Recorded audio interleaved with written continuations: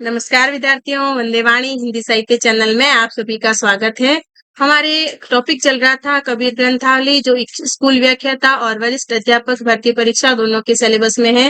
विद्यार्थियों, एक बार मैं आपको पुनः बता देती हूँ कि हमारे वरिष्ठ अध्यापक भर्ती परीक्षा और स्कूल व्याख्याता भर्ती परीक्षा में जो कबीर ग्रंथावली दे रखी है, उसमें आपके जो स्कूल व्याख्याता का सिलेबस है, उसमें कबीर ग्रंथावली में 1 अंग है और प्रारंभिक 5 पद है, जबकि वरिष्ठ अध्यापक भर्ती परीक्षा में आपके 5 अंक हैं और प्रारंभिक 10 पद है। जिसमें से हमने स्कूल व्याख्याता भर्ती से संबंधित जो हमारे गुरुदेव को अंक था वो हमने पढ़ लिया, लेकिन वरिष्ठ अध्यापक भर्ती परीक्षा में हमारे 5 अंक है, जिसमें गुरुदेव को अंक, सुमरिन को अंक, विरह को अंक, ज्ञान विरह को अंक और पर्चा को अंक। तो विद्यार्थियों, हमने 3 जो हमारे अंक थे वो हमने पूर्ण कर लिए हैं, जिसमें गुरुदेव को अंक, सुमरिन को अंक और विरह को अंक। आज हम जो है ज्ञान विरह को अंक पढ़ेंगे और इससे आगे जो हमारा 5वां अंग है वो है पर्चा को अंक। लेकिन विद्यार्थियों, ये सब पढ़ने से पहले मैं आपको एक बात बता देना चाहती हूँ कि कुछ विद्यार्थियों के जो मैसेज आते हैं कि मैडम आप इस जो हमारी क्लास है फर्स्ट ग्रेड और सेकंड ग्रेड की इसको रेगुलर रखोगे तो हम यही पढ़ें। लेकिन विद्यार्थियों, मैं आपको विश्वास दिलाती हूँ कि मैं जो स्कूल व्याख्याता भर्ती परीक्षा और वरिष्ठ अध्यापक भर्ती परीक्षा में जो भी हमारा सिलेबस है उसको मैं बड़े ही मेहनत करके आपके सामने लाती हूँ और इसको मैं कोशिश पूरी करूंगी कि आपके रेगुलर रखूं और आपके पूरा का पूरा सिलेबस कंप्लीट कराऊं।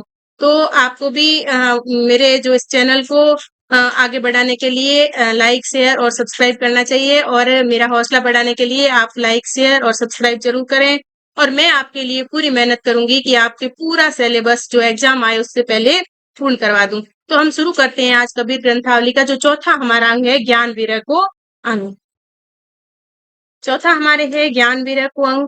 इसमें सबसे पहले हम अंग परिचय के बारे में पढ़ लेते हैं, क्योंकि हमने जो भी अंग शुरू किए थे, चाहे वो गुरुदेव को अंग हो, सुमिरन को अंग हो या विरह को अंग हो, और आज हमारे जो ज्ञान विरह को अंग है और पर्चा को अंग भी आएगा। इसमें जो भी है उसकी शुरुआत में हम पहले अंग का परिचय, जो भी हमारे यहाँ पे अंग परिचय है उसको हम पढ़ लेते हैं कि इसमें जो साखियां दे रखी है उसमें कबीरदास जी क्या कहना चाहते हैं। तो शुरू करते हैं हम ज्ञान विरह को अंग। सबसे पहले अंग परिचय जान लेते हैं विद्यार्थियों की निर्गुण संतों में ज्ञान की महत्ता को स्वीकार लिया गया है। उनकी मान्यता है कि जब तक जीव अज्ञान के अंधकार में पड़ा रहेगा तब तक वह प्रभु से साक्षात्कार नहीं कर सकता। इसलिए इस अंग में कबीर ने ज्ञान और विरह के समन्वय का वर्णन किया है। वे कहते हैं कि मैंने जीवात्मा रूपी दीपक में ज्ञान ज्योति प्रज्वलित करके उसमें स्नेह का तेल डाल लिया है। इस प्रकार की ज्योति ही विषय वासनाओं के पतंगों को जलाने में समर्थ होती, अर्थात मन के विकार तभी दूर हो सकते हैं जब ज्ञान और विरह का समुचित समन्वय हो।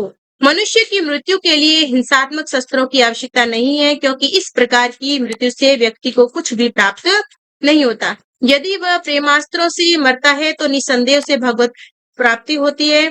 यह प्रेम की आग बड़ी विलक्षण होती है, क्योंकि इससे धुआं नहीं निकलता, किंतु अंदर ही अंदर हृदय को जलाती रहती है। इसकी वेदना को वही व्यक्ति जान सकता है जो इस आग में जल रहा है। केवल दूसरों के कहने से इसका वास्तविक ज्ञान नहीं हो सकता।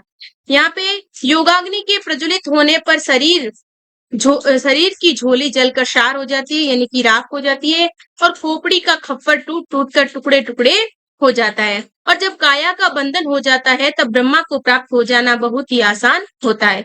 यही अग्नि मायाजन्य विषय विकारों को नष्ट करने में समर्थ होती है, और जब विषय वासनाएं नष्ट हो जाती है तब मन में अनेक प्रकार के उदात पावन वैराग्य विवेक करुणा आदि आविर्भूत हो जाते हैं। यह अग्नि तभी प्रज्वलित होती है जब शिष्य पर गुरु की कृपा होती है। इसी आग में जलकर ही मनुष्य ब्रह्मा को प्राप्त करके उसके साथ तदाकार हो जाता है, यानी कि उसमें एकाकार हो जाता है, अर्थात जीव उन्मुक्त हो जाता है, यानी कि जीवन मरण के चक्र से मुक्त होकर वो परमात्मा के साथ एकाकार हो जाता है। अब विद्यार्थियों, इस जो हमारे ज्ञान विरह को अंग की पहली साखी है उसको हम पढ़ते हैं कि दीपक पाबक आणिया तेल भी आणिया संग तीनों मिलकर जोइया तब उड़ी उड़ी पड़े पतंग। यहाँ पे एक बार पुनः पढ़ते हैं विद्यार्थियों इसको कि दीपक पाबक आणिया तेल भी आणिया संग तीनों मिलकर जोइया तब उड़ी उड़ी पड़े पतंग। दीपक यानी जीवात्मा, पावक यानी कि ज्ञान या ज्योति, तेल यानी कि स्नेह रूपी तेल, आण्या यानी डालकर, जाया यानी जलाया प्रदीप्त किया, और पतंग यानी कि विषय वासना के उपादान रूपी पतंगे। यहाँ पे कबीरदास जी कहते हैं कि जीवात्मा रूपी दीपक में ज्ञान ज्योति प्रज्वलित कर उसमें स्नेह का तेल डालकर प्रदीप्त किया। इस प्रकार जब तीनों आत्मा, ज्ञान और स्नेह, तीनों कौन? आत्मा, ज्ञान और स्नेह मिलकर एकत्रित हो प्रदीप्त हुए, तब उसकी अग्नि शिक्षा विषय वासना रूपी अग्नि शिक्षा में विषय वासना रूपी पतंगे गिर गिर कर नष्ट होने लगे। यहाँ पे विषय वासना रूपी जो पतंगे हैं वो सिर्फ जो है ज्ञान रूपी ज्योति के प्रज्वलित होने पर ही विषय वासना रूपी पतंगे जलकर नष्ट होंगे। यहाँ पे रूप का अतिशयोक्ति अलंकार का प्रयोग हुआ है। दूसरी हमारे साथी है मारिया है जे मरेगा, बिन सर थोथी भाली, पड़िया पुकारे बिच तरी, आज मरो के काली। एक बार इसको पुनः पढ़ते हैं विद्यार्थियों कि मारिया है जे मरेगा, बिन सर थोती भाली, पड़िया पुकारे पीछ तरी, आज मरो के काली। बिन सर यानी कि बिना फलक के, थोथी यानी खाली, वृक्ष यानी वृक्ष, शार यानी वृक्ष। यहाँ पे देखो, यहाँ पे कबीरदास जी कहना चाहते हैं कि जो मारा गया है वह तो बिना फलक के छूछे भाले से ही मर सकता है, छूछे भाले से ही मर सकता है। भाव यह है कि मरण के लिए हिंसापूर्ण शस्त्रों की आवश्यकता नहीं होती, अपितु जीवन मुक्त होने के लिए प्रेम का बाण ही पर्याप्त है। उस बाण के लगते ही वह वेदनाकुल होकर संसार वृक्ष के नीचे पड़ा रह रहा है, पीड़ा का अनुभव कर रहा है। इस प्रतीक्षा में है कि वह आज जीवन मुक्त होगा या कल, अथवा यह संसार वृक्ष के नीचे पड़ा वेदनाकुल है और आज या कल में ही अर्थात शीघ्र ही उसे प्रिय की प्राप्ति हो जाएगी। यहाँ पे रूपक तथा विभावना की संसृष्टि हुई है। तीसरी हमारी साखी है हृदय भीतरी दो बले, धुआं न प्रगट होई, जाके लागी सो लखे, के जही लाई सोई। एक बार इसको पुनः पढ़ते हैं विद्यार्थियों की हृदय भीतरी दो बले, धुआं न प्रगट होई, जाके लागी सो लखे, के जेही लाई सोई। यहाँ पे हृदय मतलब हृदय, दो यानी अग्नि, बलई यानी जले, लाई यानी लगाकर। कबीरदास जी कहते हैं कि हृदय के भीतर प्रेम की दावाग्नि धधक रही है, किंतु उसका धुआं प्रकट नहीं होता, वह तो भीतर ही भीतर जलती रहती है। इस अग्नि का अनुभव तो दो ही कर सकते हैं, या तो वह जिसके हृदय में यह अग्नि धधकती है, या वह जो इस अग्नि को लगाने वाला है। से संसार इस अग्नि का धुआं अर्थात कुछ भी चिन्ह भी नहीं देख पाता। एक बार इसको पुनः पढ़ते हैं कि यहाँ पे कबीरदास जी कहते हैं हृदय भीतर दो ही बले, यानी कि हृदय के भीतर दो मतलब अग्नि, बले यानी कि जले, लाई यानी लगाकर। यहाँ पे कबीरदास जी कहते हैं कि हृदय के अंदर जो दावाग्नि धधक रही है उसका धुआं प्रकट भी नहीं होता, वह तो भीतर ही भीतर जलती रहती। इस अग्नि का अनुभव या तो वो करेगा जिसके हृदय में ये अग्नि लगी है, ये विरह की अग्नि लगी है, या वह इस अग्नि को जो अनुभव करेगा जिसने ये आग लगाई है। यानी कि शेष संसार को तो इस अग्नि का धुआं भी नहीं दिखता, अर्थात इसके कुछ भी चिन्ह उसको नहीं दिखते हैं। रूप का अतिशयोक्ति तथा विशेषोक्ति अलंकार का यहाँ पे प्रयोग हुआ है।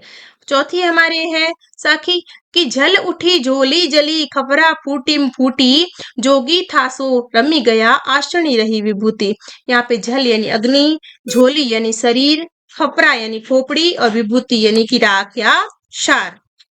झल उठी झोली जली, खपरा फूटी, जोगी था सो रमी गया, आसनी रही विभूति।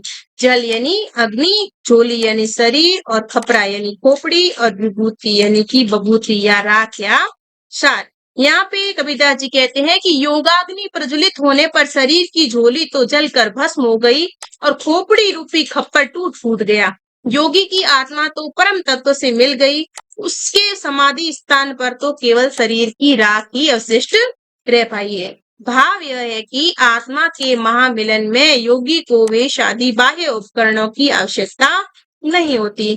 यहाँ पे रूप का अतिशयोक्ति द्वारा साधक की सिद्धावस्था को व्यंजित किया गया है।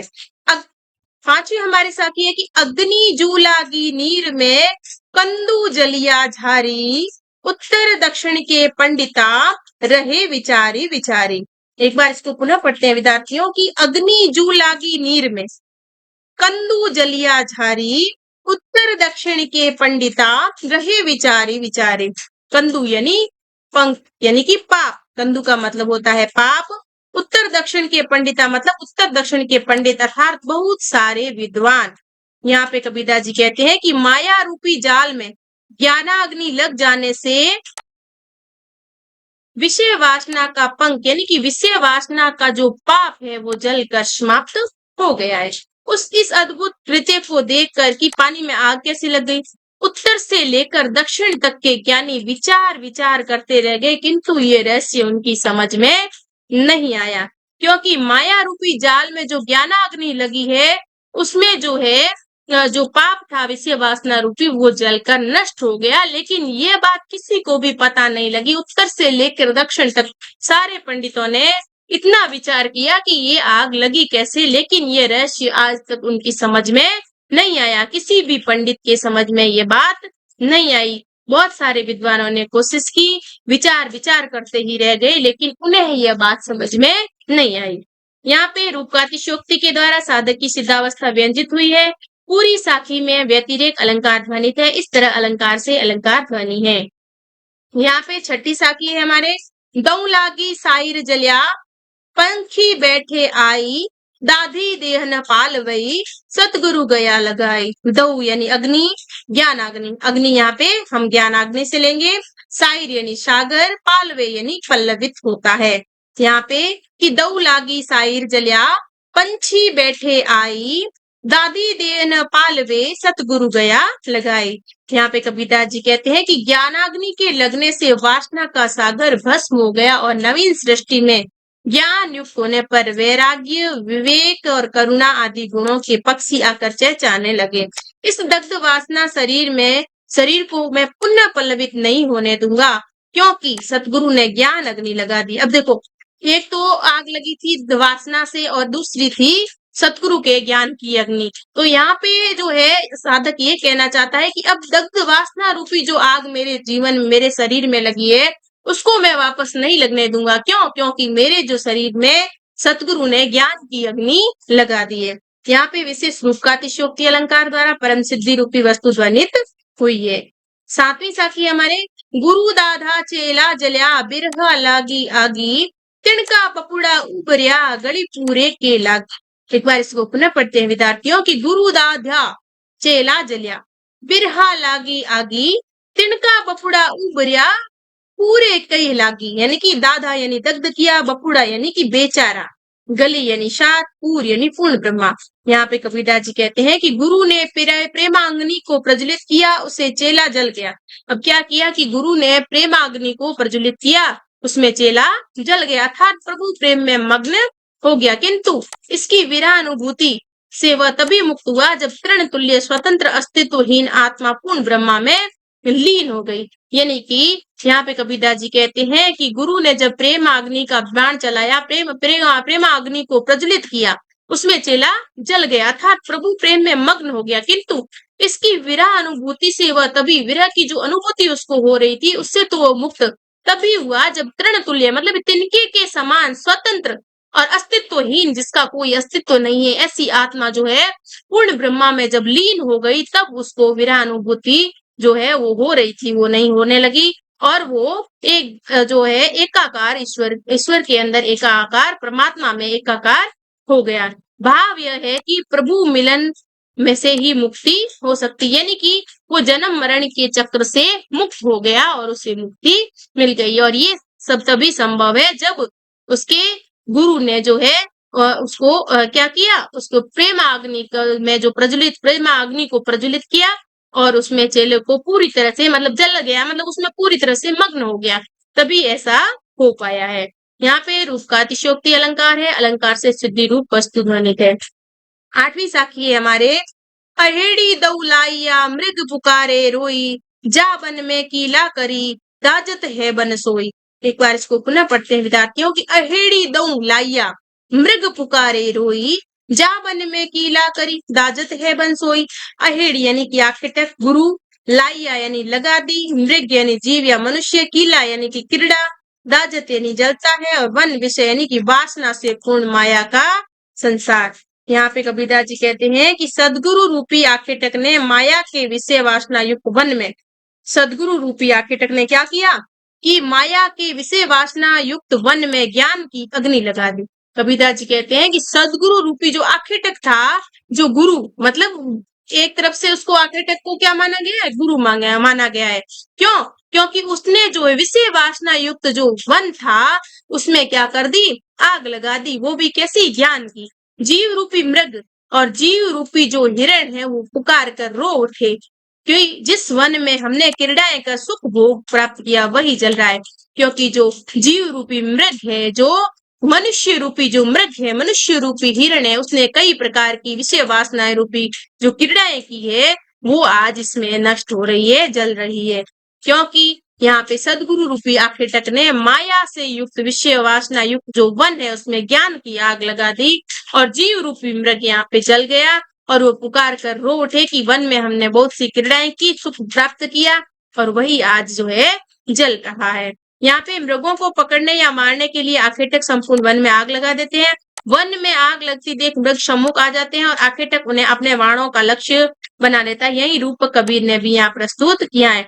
एक यहाँ पे देखो, यहाँ पे मृगों को पकड़ने के लिए जो आग लगाई जाती है वो तो सांसारिक है, लेकिन गुरु रूपी आखेटक ने जो आग लगाई है वो ज्ञान की आग लगाई है, जिससे जो है जीवन रूपी, जिससे जो है जीव रूपी मृग का भला होगा। लेकिन जो सांसारिक जो आखेटक है, जो शिकारी है, वो यदि आग लगाता है तो उनकी जो है हिरण की जो है उनको पकड़ के उनको जो है बाणों से उनका लक्ष्य साध के उन्हें पकड़ लेते हैं और उनके जो है सुख को नष्ट कर देते हैं, यानी कि उनके जीवन को नष्ट कर देते हैं। यानी कि दो अर्थों में इसका जो है दे रखा है कि एक तो गुरु रूपी आखेटक है और दूसरा सांसारिक जो आखेटक जो शिकारी है। तो यहाँ पे जो साधक है, गुरु है, वो जो शिष्य के भले के लिए ज्ञान रूपी आग उसने लगाई है।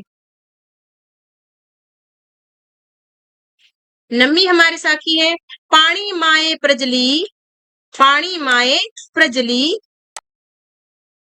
पानी माए प्रजली, मंच पानी माए प्रजली, वही अप्रबल आगी, बढ़ती सलीला रह गई, मंच रहे जल त्यागी। यहाँ पे देखो शब्दार्थ पानी यानी कि विषय वासना या माया, और अप्रबल यानी अत्यंत तीव्र, मंच यानी मत्स्य जीव, जल यानी संसार। यहाँ पे कबीरदास जी कहते हैं कि विषय वासना रूपी जल में, विषय वासना रूपी जल में ज्ञान की आग लगकर तीव्र वेग से फैल गई है और ज्ञान ने संपूर्ण माया बंधन को नष्ट भ्रष्ट कर दिया है। माया की सरिता का प्रवाह रुक जाने से जीवों ने जल संसार का परित्याग कर दिया था, वे जीवन मुक्त हो गए। इस साखी में सिद्धनाथों के रूढ़ प्रतीकों का भी प्रयोग हुआ है।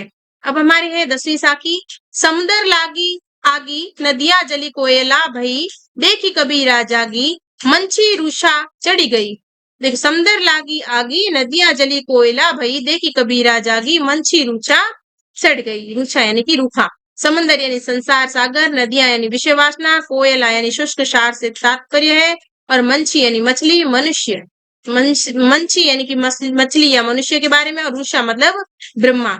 यहाँ पे संसार पर समुद्र में ज्ञान की अग्नि लग गई है, और जिसमें विषय वासना और सांसारिक आकर्षणों की सरिताएं जलकर कोयले के समान शुष्क हो गई है। किंतु कितनी ही मछलियां रूपी आत्माएं इस विनाश चक्र में न पड़ी, वे तो अपनी साधना द्वारा ब्रह्मा में लीन हो गई, रूसा चढ़ गई। ऐसे हे कबीर, तू इस स्थिति को देखकर जाग और साधना द्वारा तू भी ब्रह्मा को प्राप्त कर। तो यहाँ पे विद्यार्थियों विरोधाभास अलंकार हुआ है। देखो, समुद्र लागी आगी, नदियां जली कोयला भई।